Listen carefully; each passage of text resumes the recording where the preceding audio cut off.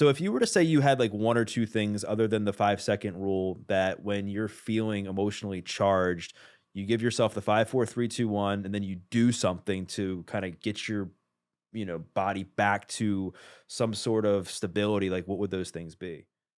Okay, so in a moment of stress, what are the top tools that you can use? I can think of a number of them. You already mentioned the first one. So the first one is the 5-second rule. Simply counting backwards 5, 4, 3, 2, 1 interrupts your nervous system response and it interrupts the racing thoughts. And it gives you just a moment where you can choose what you do next. And so you could count backwards 5, 4, 3, 2, 1 and take an action to respond.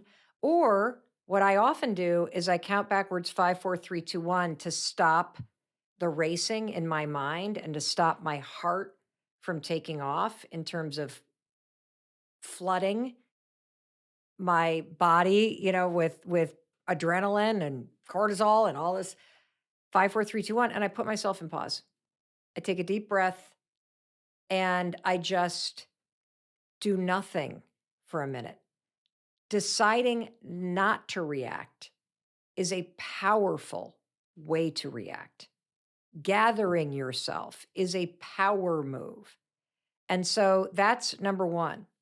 The second thing that you can do in moments where you get triggered or stressed or you feel the emotional wave come on, get outside, put your phone in your back pocket, preferably turn it off, and take a walk. Simply getting outside for 10 minutes will slow your breathing down.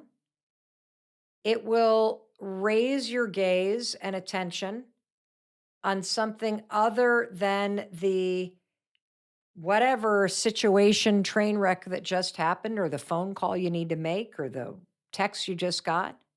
A 10-minute walk outside will work wonders in settling your mind and your body. A third thing that you can do is you can get out a blank piece of paper and you can do what I call a brain dump. Get all that crap that you're thinking out of your mind and just write and write and write, just as if you are barfing after a big night of drinking. Just barf it all out on a piece of paper. Get it out of your head. And as you stop writing, ask yourself anything else and just keep writing. And it'll just be a mishmash of stuff, but eventually you'll get it out of your head and your body and you will calm down. A fourth thing that you can do, if you have a bathtub, you can draw a bath, and soaking in a hot tub will stimulate your vagus nerve and it will settle your body.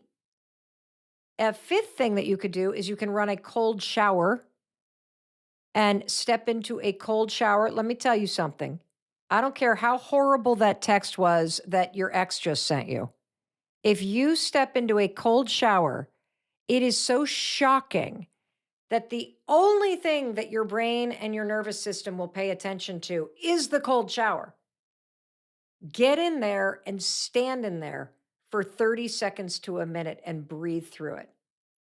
And something miraculous will happen. You will literally feel a flood wash over your body. Those are 5 free things that you can do that will help you take control in a moment where life has triggered you and made you scared or anxious or freaked out or whatever. There's a lot of people that as you're saying that, they never figure it out because they're like, they just accept the fact they're always gonna be stressed. You don't have to be. Like, I think the place, if you want to heal, if you want to be happier, the place to really focus all your work on is regulating your nervous system. And there's lots of ways you can do it. You can do it through cold exposure therapy, by climbing into an ice bath and learning how to breathe yourself through the discomfort for 30 seconds to a minute. You can do it through EMDR. You can do it through guided psychedelic therapies, with a licensed therapist, but you're not going to talk yourself out of a nervous system response. You can also put your hands on your heart. This is something I write about in the High Five Habit, and press on your vagus nerve and say, I'm okay. I'm safe. I'm loved, which will bring you back into your body and it'll flip the switch between your fight or flight sympathetic nervous system back into the parasympathetic nervous system. And so there are things you can do, but understand that these patterns get triggered at an emotional nervous system level before your brain catches up. And so the reason why, for example, when I asked you, hey, visualize yourself writing a check that's scary, and you said, I feel that in my legs, that's your nervous system. That's where your stored tension, trauma, and stress activates. It can be different for everybody. You have to write down all the areas where you are unknowingly creating chaos. And I remember when it was, I remember this person said something to me when I first got involved in the speaking business and my career started to take off. And he said, Mel, you better say yes to every speech you can get because speakers on the corporate circuit get hot and then they disappear. And this is a fad. And that triggered that, like, I got to go, go, go, go, go. And so for 5 years, I said yes to absolutely everything I possibly could because my husband and I were in a horrendous financial situation and we desperately needed the money. And I ran myself into the ground, not because I was being intentional, but because this pattern of being busy kicked into full gear, but it was driven by fear. It was driven by fear.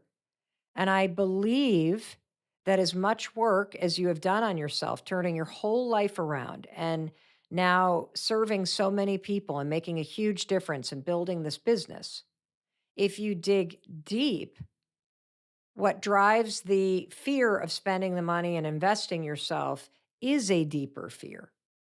What's been like something recently since the book came out where you've had to give yourself a high five and pick yourself back up after you were in a negative self-talk loop, you were feeling low about yourself? Was there something? And if so, what was it? It's basically every day. Yeah. You just said you've written the High Five Habit. It's a wildly successful book. Is there a moment that you have to pick yourself back up? The reason why I start every day with a high five in the mirror as part of my morning routine, and I do it like it's now, I've repeated it so many times, I don't even think about it because it's just like brushing my teeth. I brush my teeth. I wouldn't even think about starting my day without brushing my teeth. I wouldn't think about starting my day without high fiving myself in the mirror and experiencing the benefit neurologically and chemically to what it does. I need one every day. Life is hard. I mean, just this week, I have one daughter who has started a new job after graduating from college, having had 2 years of her college experience imploded. And she is starting remote at a large tech company. She is profoundly capable and she's a nervous wreck. And that makes me feel sad and distracted and upset for her. We have another daughter who is a junior in college and who has, which basically means she's had 6 months of a traditional college experience, who just got word that school is now pushed back a week. It's starting remote, that Rush is online, just things that seem trivial, but it's her whole world.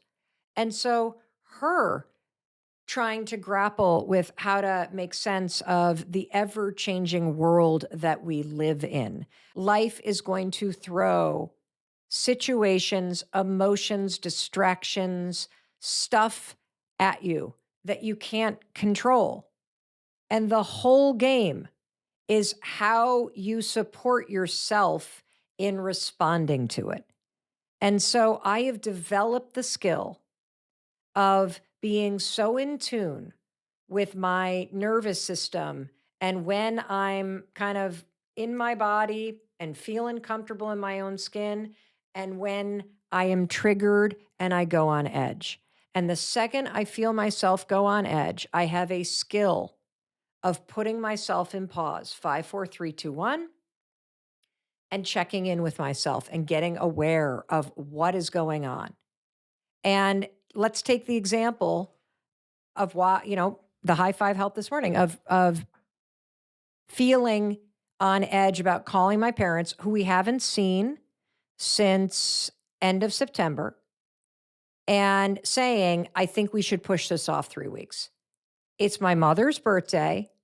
I deeply miss them. I want to see them. And I know in my heart the right decision is to push this off a couple weeks. And yet I still feel the emotional trigger. Am I going to disappoint somebody? Does that mean I'm a bad daughter? Am I a selfish jerk for doing this? All of which could either settle in and put me on edge all day, or I could recognize that's what happens and go 5, 4, 3, 2, 1. I'm not thinking about that. I'm going to do what works and what feels right for me. I know I'm a good daughter and I know that this is the right decision. And my mom and dad can have their reaction. And when I see them 3 weeks from now, when there are less flight delays and the weather is better and I have more time to spend with them, we won't even remember the moment I made the phone call and said. So every single day, you have to practice these skills because life is always changing. Like, that's why I like thinking about it like skills. You know, writing words on a piece of paper is a skill. You use it every day. Scrolling through your phone is a skill. You use it and practice it every single day. Drinking a cup of water is a skill. You use it and practice every single day. Self-awareness is a skill. Recognizing when you're on edge is a skill. Knowing how to come and get back into your body and become aware of what's triggering you and then work through it and choose how to respond based on your values, that's a skill.